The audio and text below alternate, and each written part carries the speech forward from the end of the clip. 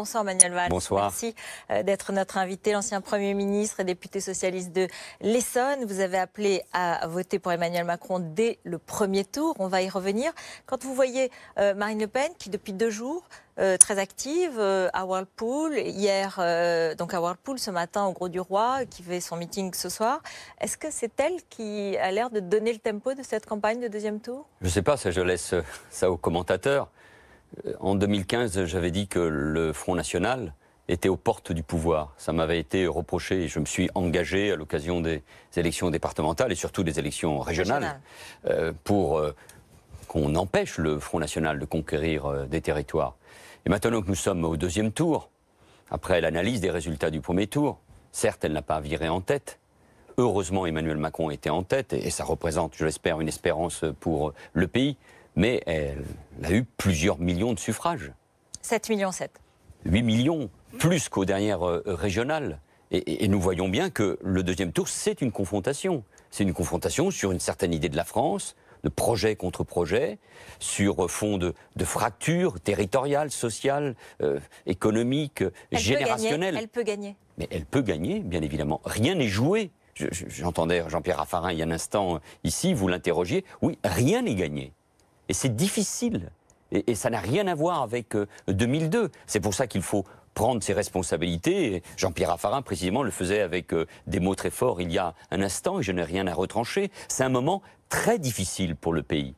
Et de l'ampleur, d'ailleurs, du score de chacun des candidats, dépend aussi l'avenir. Si Emmanuel Macron l'emporte, et je l'espère, et c'est pour ça aussi, et j'avais raison d'appeler à voter pour lui avant le premier tour, parce qu'il fallait qu'il soit le plus haut possible pour créer une dynamique pour le deuxième tour. Là, vous avez été reproché à l'intérieur du Parti Socialiste par ceux qui avaient élu, notamment Benoît Hamon. Oui, mais moi, j'ai choisi d'abord la France par rapport à mon parti. Ça m'a coûté. Parce que je sais aujourd'hui l'amertume, la frustration, la souffrance même des militants, des sympathisants et des élus socialistes après le score de dimanche dernier. Et puis, de toute façon, maintenant, c'est derrière nous. Mais j'ai choisi la France, l'intérêt général. Il n'y a que cela qui doit nous guider et me guider. Et donc, il faut faire en sorte que demain, Emmanuel Macron, le 7 mai, fasse le score le plus important possible. Parce que de cela dépend aussi l'avenir de son quinquennat et sa réussite. Et moi, je souhaite sa réussite pour lui, mais d'abord, bien sûr, pour la France. Non, donc c'est une bataille éminemment politique. Vous savez, on l'a oublié. Au fond, on est sorti d'une période d'insouciance, avec ce que nous avons connu, je pense, bien sûr, aux attentats terroristes. Mais la politique, au sens noble du terme, avec sa part tragique. Le débat d'idées.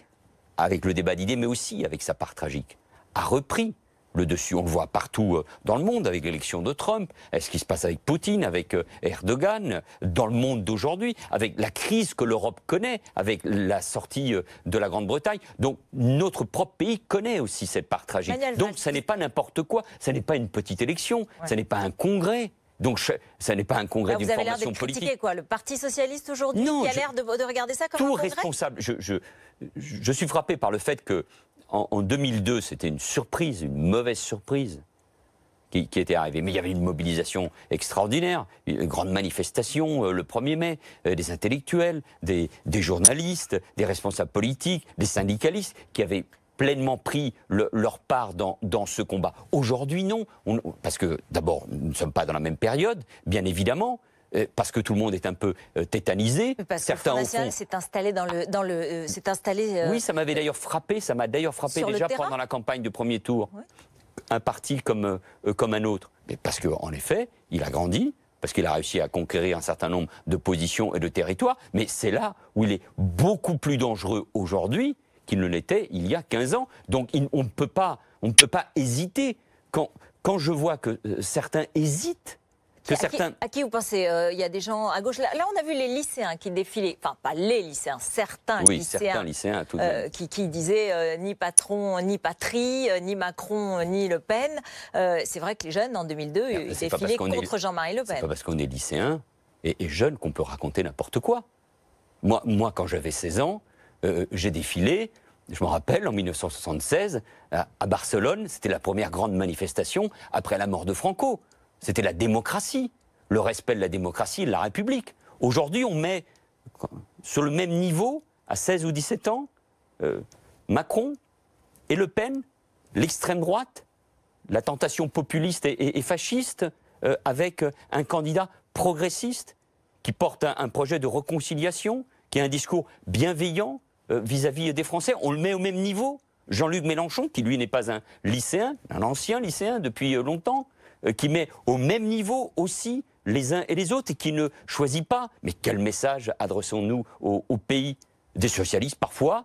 Peu, heureusement, et je salue évidemment la position du Parti socialiste qui a été claire, nette. Socialistes, Certains socialistes, des gens qui ne prennent aucune position. Martine Aubry qui a appelé à voter contre le Front National, mais qui ne cite pas le nom d'Emmanuel Macron. Mais le lendemain du premier tour des élections régionales, j'étais Premier ministre. Je suis allé sur un plateau de télévision. J'ai dit qu'il fallait voter contre le Front National, mais j'ai surtout dit qu'il fallait voter pour Xavier Bertrand, pour Christian Estrosi, pour Philippe Richert. Les mots ont leur importance. Donc il ne suffit pas de dire on vote contre, on vote pour. Elle aurait du mal, Martine Aubry, à voter pour quelqu'un qui était ministre de François Hollande, qui est un progressiste, certes, qui a son parcours, qui s'est affirmé, qui a surpris chacun d'entre nous. Qui n'avait pas les meilleures relations avec vous, par exemple, soyons clairs. Oui, mais ça, c'est ce qui m'importe, moi, c'est pas le passé, c'est même pas les relations entre les personnes, c'est encore moins l'amertume, mais vous savez, je n'ai aucune amertume, moi. Mais les uns et les autres doivent dépasser les amertumes personnelles pour considérer qu'il n'y a qu'un seul intérêt aujourd'hui qui compte, c'est celui du pays, et donc la victoire la plus ample possible pour Emmanuel Macron, pour qu'il puisse gouverner dans les meilleures conditions possibles, et demain, pour l'emporter, pour faire face aux défis, parce que demain, la menace terroriste, nous l'avons vu il y a quelques jours malheureusement à Paris, et encore semble-t-il à Londres ces dernières heures, les grands défis de l'Europe, le chômage, l'avenir de la planète, Erdogan ou Poutine ou Trump, tout cela n'aura pas disparu. Donc il faudra être fort, et il faudra que lui soit fort. Parce que les institutions de la Ve République, donnent au président de la République une force. Il devra s'appuyer bien sûr sur une majorité cohérente, mais une force pour affronter avec le pays, avec les Français, avec les corps intermédiaires, dans le dialogue avec les Français, dans le dialogue avec les syndicats. Il l'a pas assez pour vous aujourd'hui? Il ne l'a pas suffisamment? Moi, je ne vais pas lui faire de procès, mais en tout cas, je sais que gouverner, c'est difficile. Gouverner la France, et je le sais, c'est difficile. Donc il faut à la fois de la volonté, mais il faut de la méthode. Comment vous avez trouvé son début de campagne? Il a été critiqué, son discours du dimanche soir, sa réunion à la Rotonde, le ton éventuel d'avoir l'air d'avoir déjà gagné. Ça, c'est l'écume des choses. Ce qui compte, c'est la campagne. Bien sûr, il ne faut aucune arrogance. Bien évidemment, il faut se battre et convaincre jusqu'au bout. Tout ce qui se passe aujourd'hui, c'est le score ce qu'on a appelé les grands partis, de ceux qui ont gouverné depuis des années. C'est vrai pour les Républicains, mais c'est vrai d'abord pour le Parti socialiste. Tout ce qui se passe, c'est la suite d'une longue crise politique, morale, de la représentation. Est-ce que le Parti socialiste peut survivre à ce qui s'est passé? Et concrètement, vous m'interrogez sur Emmanuel Macron. Oui. Donc c'est à lui, mais je crois qu'il l'a parfaitement compris, on l'a encore vu hier, de saisir pleinement le pays des enjeux et de faire en sorte qu'il y ait le rassemblement le plus large des Français, des forces de progrès, des forces républicaines, parce qu'encore une fois, ce ne sont pas des mots. On m'a souvent reproché de dire « vous faites peur, votre discours est pessimiste, anxiogène », notamment quand j'avais dit que le Front National était aux portes du pouvoir, ou parce que nous faisons face à la menace terroriste ou à la montée du communautarisme dans nos quartiers populaires, ou parce qu'il y a des fractures qui expliquent la crise politique que nous connaissons, et quand vous voyez que plus d'un tiers des Français considèrent que le système démocratique peut être remplacé par un autre système, vous vous rendez compte qu'en effet, nous sommes dans une période particulièrement dangereuse. Donc, il faut au fond, il ramasse, il rassemble tout cela, et surtout que l'essentiel soit préservé, la France et la République. Manuel Valls, quand vous dites ça, vous savez, quand vous avez soutenu Emmanuel Macron, certains ont dit c'est le baiser empoisonné. D'une certaine façon, vous dites il faut qu'il rassemble, et ça veut dire il faut qu'il nous emporte, qu'il nous prenne avec lui dans sa victoire, et qu'on ne reste pas sur le bord du chemin. C'est ça? Moi, je ne demande rien pour ce qui me concerne. J'ai eu la chance, le privilège, le bonheur, la responsabilité surtout de gouverner la France, ministre de l'Intérieur, Premier ministre, pendant près de 5 ans. Donc je ne suis demandeur de rien.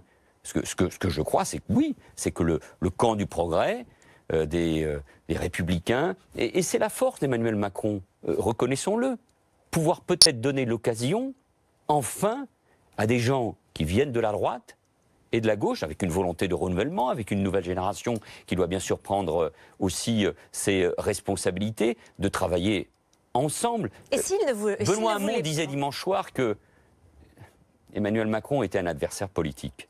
Et que même si c'est un adversaire politique, il le choisissait, évidemment, clairement par rapport à l'extrême droite. Mais ça n'est pas un adversaire politique. On peut avoir des divergences, bien évidemment, mais les divergences qu'on peut avoir Emmanuel Macron, pour ce qui me concerne, elles ne sont rien par rapport à celles que je peux avoir parfois, ou que j'ai eues, ou que j'aurai, avec un certain nombre de socialistes de ma propre formation politique. Tout de même, sur l'essentiel. Vous vous sentez beaucoup plus proche d'Emmanuel Macron que d'une bonne partie du Parti socialiste, c'est clair? C'est pas nouveau. Non, c'est pas nouveau. Mais quelles conséquences vous tirez de cela? C'est-à-dire, précisément, est-ce que d'ici les législatives, vous envisagez, soyons clairs, de créer une forme de mouvement, ou alors de rejoindre En Marche avec Emmanuel Macron, ou d'aller sous les couleurs En Marche, ou au contraire d'avoir une forme de parti démocrate ou de parti social-démocrate, ou je ne sais pas comment vous l'appelleriez, de parti valsiste, qui permettrait eh bien, de faire cette différence et de peut-être de voir plus clair ces clivages à l'intérieur du PS? Oui, mais je vais Soyons vous répondre. francs, où est-ce que vous allez? Je vais vous répondre, mais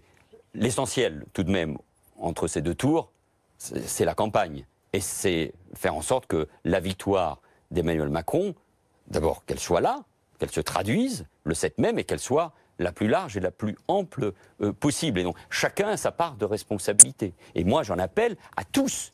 Toute parole, tout mot, tout acte, toute manifestation en faveur d'Emmanuel Macron a aujourd'hui son importance. Et donc tout silence a aussi une responsabilité, et vous l'avez dit. Tout silence, toute ambiguïté a aussi sa responsabilité, parce que je crains bien sûr l'abstention. Et aujourd'hui, s'abstenir ou voter blanc, c'est voter incontestablement pour Marine Le Pen. En tout cas, c'est favoriser le Front National. Alors comment voyez-vous l'avenir? J'avais dit aussi, à plusieurs reprises, qu'il fallait que le Parti socialiste se dépasse, change, assume les responsabilités, regarde le monde et la société tels qu'ils sont. Faute de l'avoir fait, nous en payons le prix fort. Et chacun y a sa part de responsabilité. Mais ce que je sais, c'est que nous ne pouvons pas continuer comme cela. Et nous ne pourrions pas attendre l'après-élection législative. Après l'élection présidentielle, je souhaiterais que ça se fasse le plus rapidement possible. Enfin, comment imaginer que nous puissions préparer les élections législatives avec ceux qui, comme moi, considèrent qu'il faut que les forces de progrès se retrouvent, soutiennent loyalement le nouveau président de la République, s'inscrivent dans une majorité de progrès, participent, on verra dans quelles conditions, à un gouvernement et surtout à une majorité parlementaire, et soutiennent loyalement le nouveau président de la République, parce que moi je crois toujours et j'ai toujours cru à la loyauté, et ceux qui considèrent qu'ils doivent être dans l'opposition.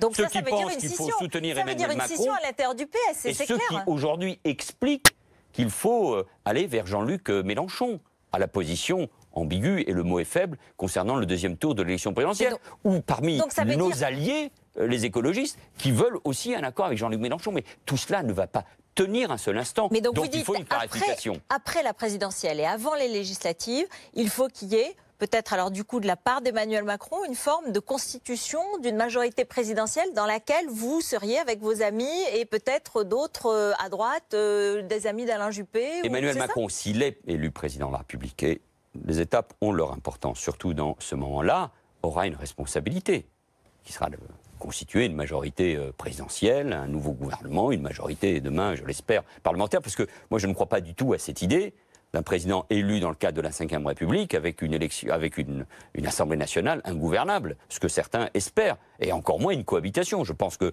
les Français sont un peuple intelligent, politique, et lui donneront une majorité, et il aura besoin d'une majorité cohérente et stable. Enfin, vous vous rendez compte, heureusement, et je le dis parfois à mes amis, qui sont pour la Sixième République ou pour changer nos institutions, heureusement, dans ce pays frondeur, dans ce pays qui est radicalisé parfois d'une certaine manière, et De Gaulle l'avait compris quand il a fondé les institutions de la Ve République, heureusement nous avons cette stabilité, elle est évidemment importante. Mais la gauche, celle qui a assumé les responsabilités, elle doit faire des choix clairs, et ne pas faire de choix, être dans le nini, c'est alors là, c'est se donner les moyens de disparaître. Donc cette clarification, elle ne doit pas venir après les élections législatives. Elle doit venir avant, très rapidement. Donc une forme de scission et une forme de rapprochement avec Emmanuel Macron. Mais il a dit, Emmanuel Macron, je ne suis pas une maison d'hôte. Il n'a pas l'air d'avoir tellement envie. Il a envie d'avoir la majorité avec son parti En Marche, avec son mouvement En Marche. Moi, je n'ai pas attendu qu'Emmanuel Macron me demande de le soutenir. Je n'ai pas eu de discussion avec lui. J'ai considéré que c'était l'intérêt du pays et du camp du progrès que de le soutenir avant le premier tour. Non, mais il est en campagne. Ces questions-là, elles se poseront après. Mais pour le Parti socialiste, il ne va pas attendre l'après-élection législative pour dire qu'il veut gouverner, qu'il veut soutenir, qu'il veut prendre ses responsabilités, qu'il veut être loyal. Et chacun devra d'une certaine manière se parler, s'entendre, si on souhaite avoir une majorité à l'Assemblée nationale. Mais ça passe par la clarification. Moi, je fais partie de ceux qui n'accepteront pas de mener la campagne des élections législatives, pas seulement à Évry ou à Corbeil, chez moi, dans ma circonscription, enfin celle des électeurs, à eux de me faire confiance ou pas, mais je n'accepterai pas un seul instant de faire campagne pendant que certains dans ma propre formation politique, ou parmi ceux avec qui on a passé des accords, expliquent que Emmanuel Macron est un adversaire politique. C'est drôle, vous avez exactement le même discours que Jean-Pierre Raffarin, qui vient de partir tout à l'heure et qui a dit « Je ne supporterai pas de travailler après avec quelqu'un qui a appelé au nini ou qui a appelé au vote blanc ». Vous dites pareil. Oui, parce que je pense qu'au moins cette élection et la démarche d'Emmanuel Macron depuis des mois, et c'est son intuition, ça l'a amené là. Et c'est parce que des gens comme moi n'ont pas réussi à imposer cette idée-là au sein de notre propre formation politique. Moi, c'est ça mon histoire. C'est un échec depuis de ce point de vue-là, vous le dites. Oui, mais c'est un échec personnel, bien évidemment, de ne pas avoir réussi ces clarifications. Quand j'avais dit en 2014 qu'il fallait que le Parti socialiste se dépasse, change de nom, s'adapte à la réalité, à la modernité, que les partis nés au XXe siècle sont en train de mourir. Et ça coûte, parce que derrière, je vous le disais, il y a des militants, il y a des élus, et puis tout ça ne s'efface pas en quelques jours. Est-ce que vous êtes inquiet pour votre circonscription, parce que Jean-Luc Mélenchon est arrivé en tête dans votre circonscription? Est-ce que vous irez sous l'étiquette PS, ou est-ce que vous irez sur une autre étiquette, ou une étiquette En Marche? Moi, j'ai été désigné par les socialistes. Je vois que certains imaginent déjà des procès d'exclusion. Mais en tout cas, moi, j'irai avec l'idée qu'il faut soutenir le président de la République si Emmanuel Macron est élu, dans le cadre d'une majorité présidentielle et de progrès. C'est ça mon étiquette. Même s'il y a un candidat En Marche en face de vous. On verra, mais moi je ne suis demandeur de rien, c'est pas mon sort qui est en cause. J'ai déjà eu beaucoup, et j'ai servi ce pays. Mais je pense que le rôle d'un ancien Premier ministre, on l'évoquait avec Jean-Pierre Raffarin il y a un instant, c'est d'être utile. Et c'est vrai que nous sommes dans un moment nouveau pour le pays, et enfin, au fond, vous savez, après les élections régionales, j'avais proposé que peut-être sur les questions d'emploi, avec Jean-Pierre Raffarin précisément, on puisse avancer ensemble. Ça nous avait été refusé, de part et d'autre.